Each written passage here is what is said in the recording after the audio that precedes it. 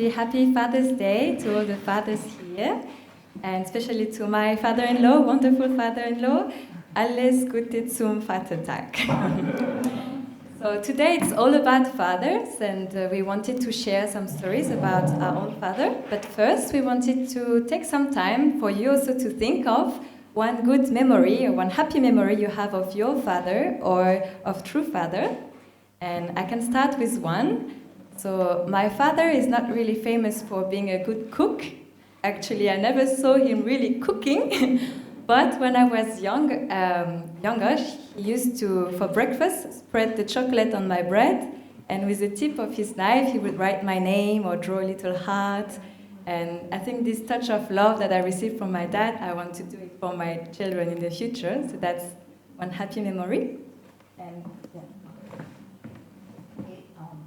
My father was the science teacher, but he taught himself how to play piano and ukulele and violin, and he was a good singer and everything. And my favorite repertoire of him was this one.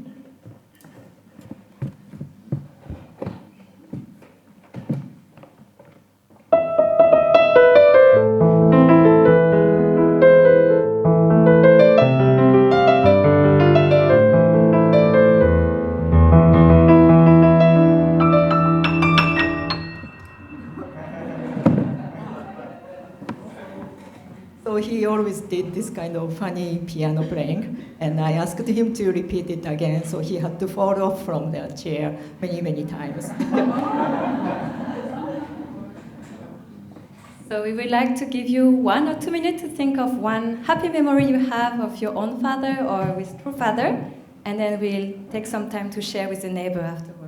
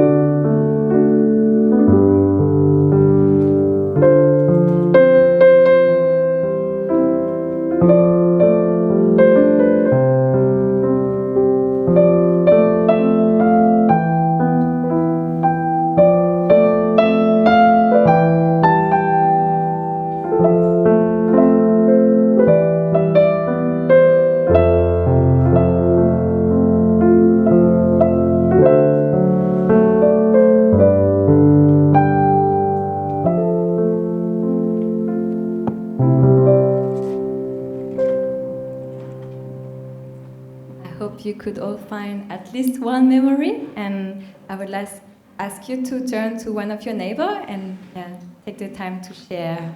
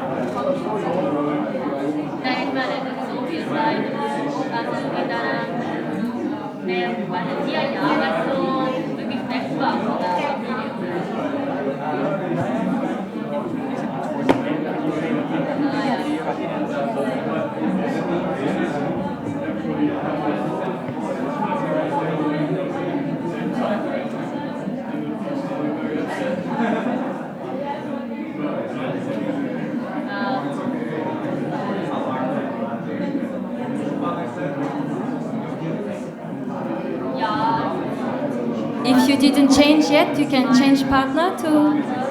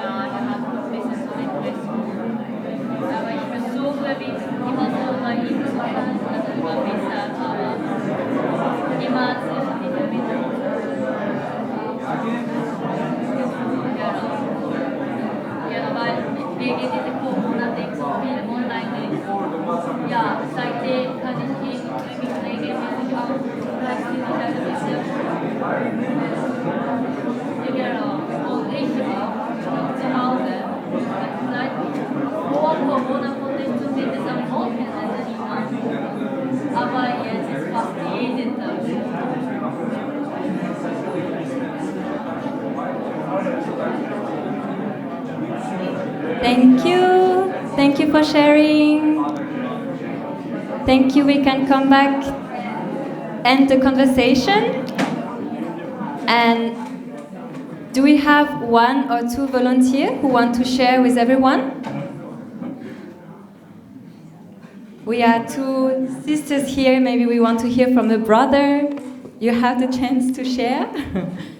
Anyone who wants to share one memory?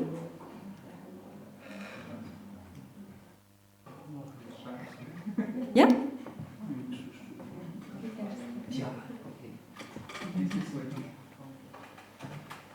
So, eine Sache möchte ich dazu fügen, was Lea gesagt hat.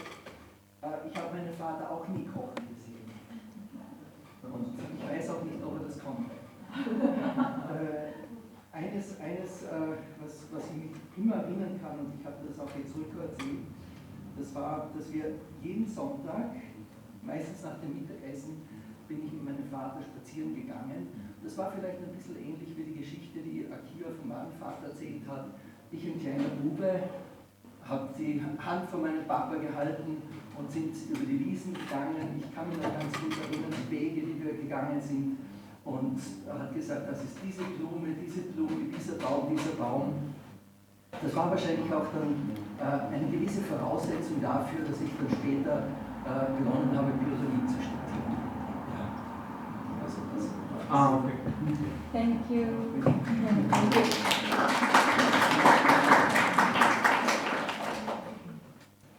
So now we will first listen to Atsuko-san's testimony, and then I will come back on stage for my father.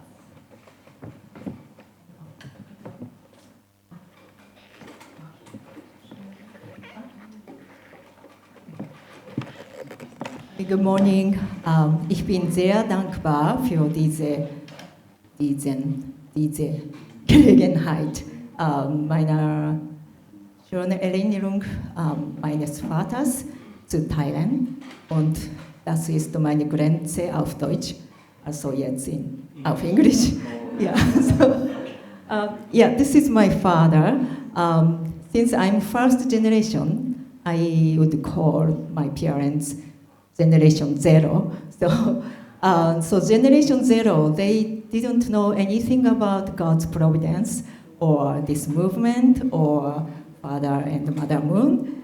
Yeah, but I think they unknowingly they prepared something for us to meet all these things. Maybe some fathers prepared in a positive way with good faith or good words. But maybe some fathers did a different way, maybe just leaving his family or being a not so nice father or leaving even earth, which my father did. So I like to just, I kind of examined my father, what connects me from father and to father. Okay, this is my father, and his name is Tadahito Tsuruta, or Tsuruta is his Nahaname. And maybe you can see this letter, the Chinese letter. familiar, right? Hak Jahans, through mother's name. The big letter in the beginning, that's the crane, the bird, symbolizes long life and something to celebrate. Yeah. And his first name, yeah, that's one coincidence. And his first name, Tadahito, means only one, because he was the fifth child of the family, and 4 of them were sisters.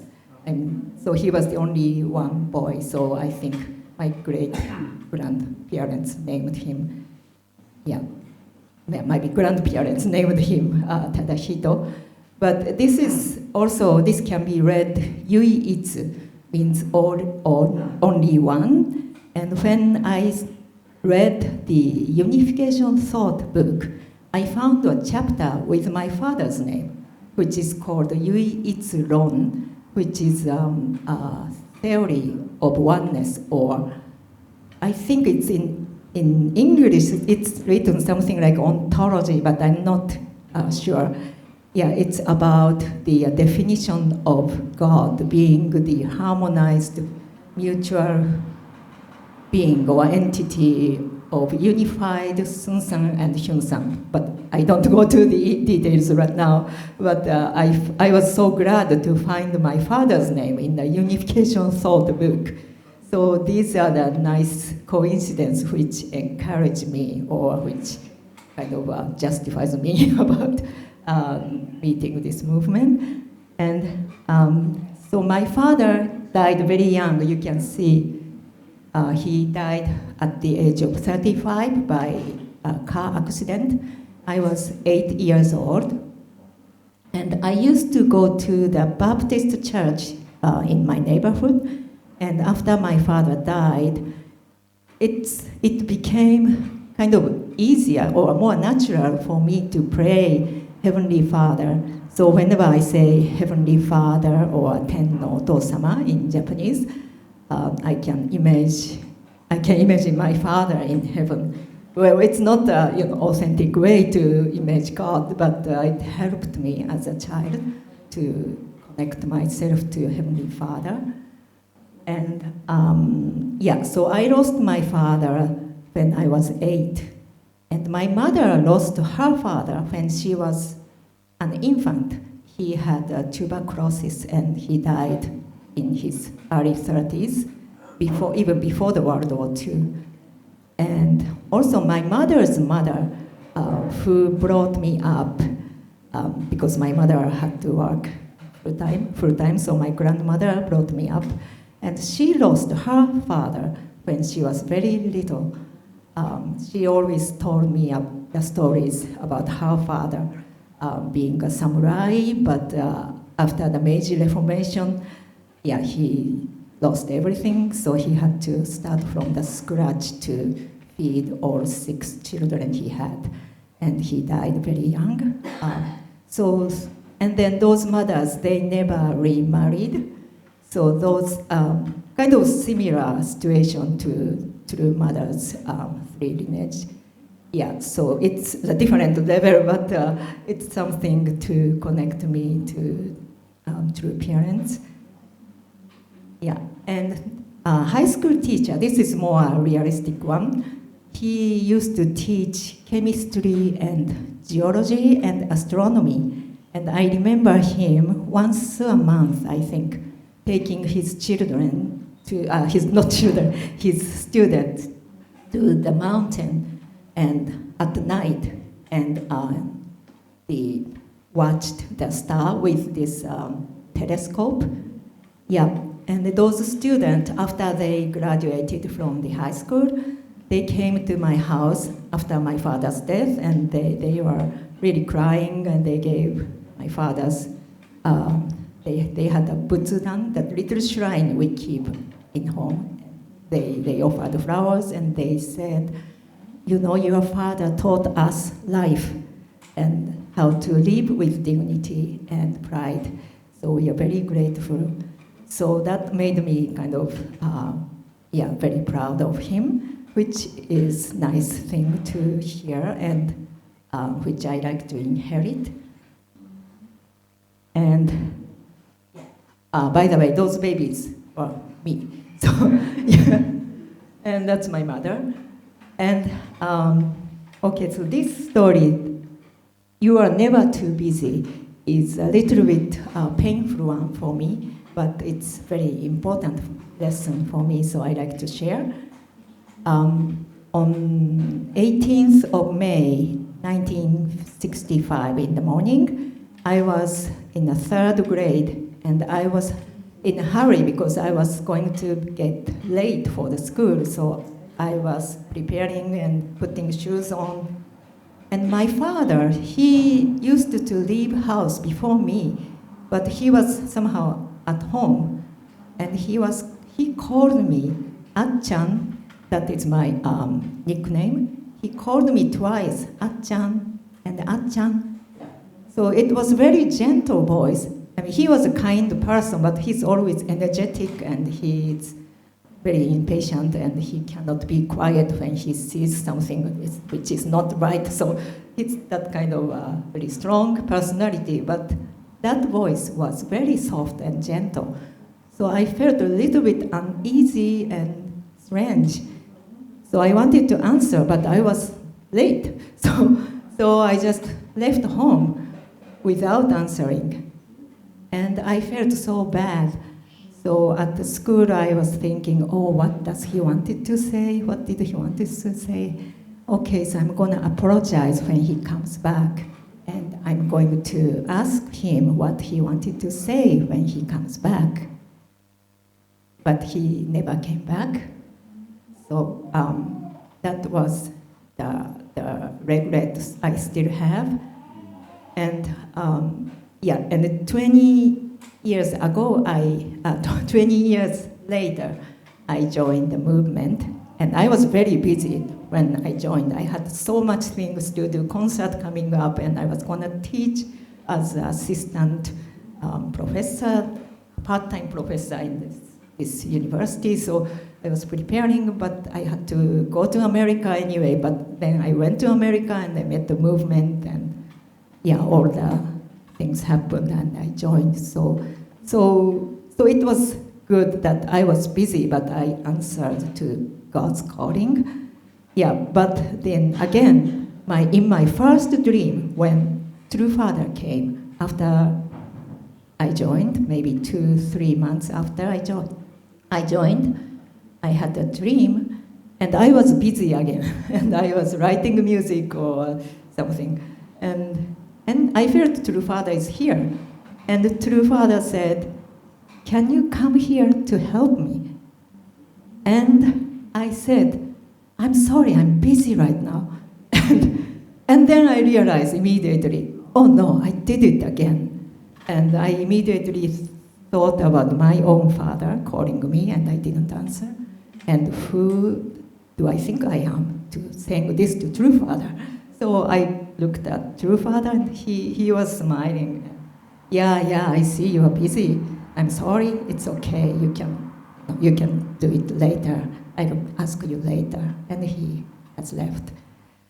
So I felt so bad, and this is I think, the weakest point in me.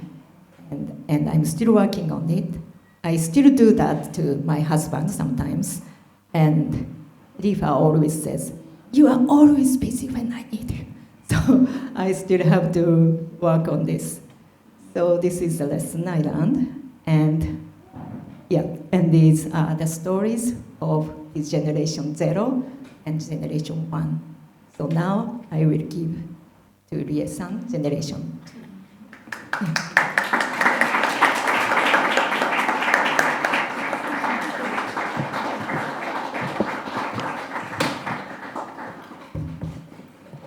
Thank you, Etsuko-san. So for me, it's a very different story. I think it would be nice to hear everyone's personal story. We all have a different background. So my father is Jean-François Moulinet. Maybe some of you know him. His father is French, and his mother was from Lebanon, so he's actually half Lebanese. And the image I have of my dad is pretty much this one.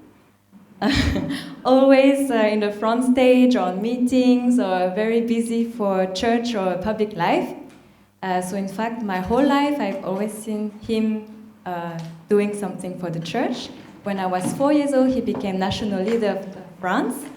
And I remember when I was in kindergarten, I told one friend, my father is the president of France. And she told me I was a liar, but I didn't understand that. At that time, for me, my father was really the same level as Jacques Chirac was the president at that time, because also, you know, other leaders, they say President Song, President Moulinet. So for me, he was the president. And yeah, even though she called me a liar, this friend, still today we are friends. And when I was in high school, I told her more about the movement. And then she remembered, that's why you told me your father was the president. And yes, he's the president. So yeah, he has always been living for church or public life, and being raised as a national leader daughter, I have to say it's not always easy. Challenges come as well. You can compare sometimes with other families, or especially the school environment. Why my parents are always so busy? They travel everywhere. We're often taken care by other members, and they sacrifice a lot. Also, I see my parents really not taking time to rest. Also, very humble life, not so much money, and also as a child, you want to be noticed by your parents, but they don't have time for that. And of course, there's a lot of difficulties, even though I know they did their best to also take care of us. But growing up, I can deeply understand more that when, as a child or still today, I see struggles, I see challenges, difficulties, indemnity, one of my mom's favorite words. I realize more and more that actually my father and my mother, they see things differently. What they see is they see the hope of creating a better world. They're making effort for God to have a place on this earth, and which is very difficult, especially in France as a laic country. And yeah, I sometimes used to think I have kind of two lives and not really understanding what's really most important, or my parents are maybe too intense, too vertical, and to find the balance. But growing up, I can really more inherit this really heart of my parents doing this not just because they like suffering or they like indemnity, but because they really have this vision of what's also True Father's vision. So I would like to read again the Hundoke that Akio read. So this is from True Father's autobiography. What I want is to wipe away completely the walls and fences that divide the world in myriad ways, and to create a world of unity. I want to tear down the walls between religions and between races, and fill in the gap between the rich and the poor. So when I read these words of True Father's dream when he was a boy, when I read the I can really imagine it's my dad talking as well. I can see that he has the same dream, he has the same vision of whatever he does is really just in the mind that he wants a better world for the next generations as well. It doesn't matter how much sacrifices he may do. And when I read this, and when I also hear how True Mother says we need to really get the dream from God or from True Parents, that making it our own. When I read this, I also want to be the I. And I see many people here, especially I think many first generation. I'm sure if you join this church, if you join this movement, you also had this kind of dream. You all wanted a better world, and that's why you invested so much. So also, just I want to say thank you for all the investment made, even though, there might be different difficulties in our movement, but the fact that we are all gathered here, we all have this vision for a better world. I can see I inherit this from my parents, and I want to have it strong in me that one day when we have children to know, okay, the world is a bit of a mess, but we have a vision, we have something, and most important, the relationship we have with each other and with God. And so now my father is not national leader anymore, but he's still almost every day on a Zoom meeting, doing something. He's still very involved. And I would say his main focus is interreligious event at the moment. And I was thinking it's quite interesting also what I could inherit from my ancestors, because my father was born as a Christian, and then he was more interested in the Eastern religion, Buddhism, and that's how he joined the movement.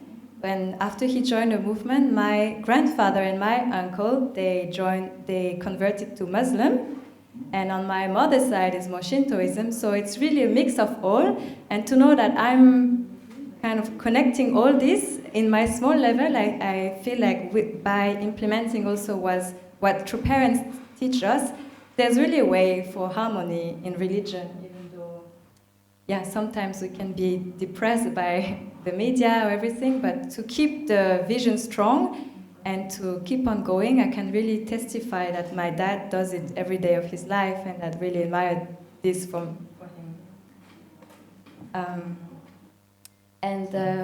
One thing I also tend to inherit from true parents, one thing for me that is really touching and that is very deep is the 4 realms of heart that True Father and True Mother shared with us.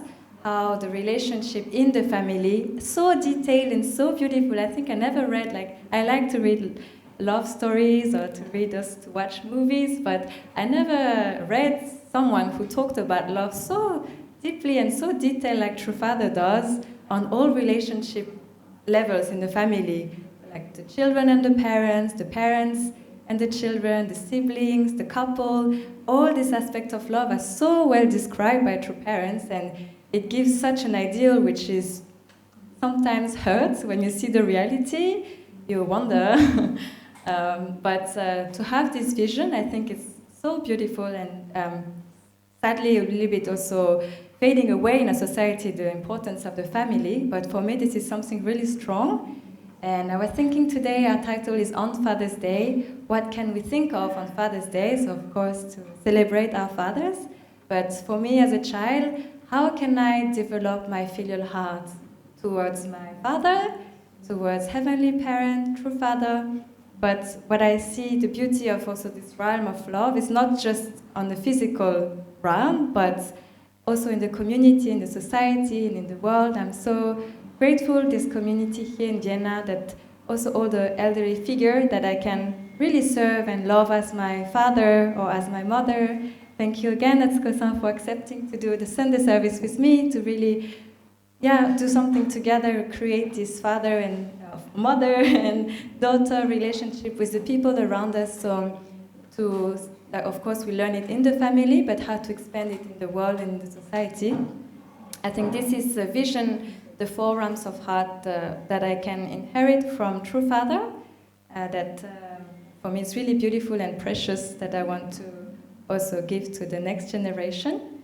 And I would like to conclude here, but with a question to ask you: what is something you can inherit from your father directly or from True Father? What is one teaching or something, or an example of life, or something that you can inherit, that you can see you want this also for the next generation? And we would like to play a short video music to think about it. And with this we will end the service.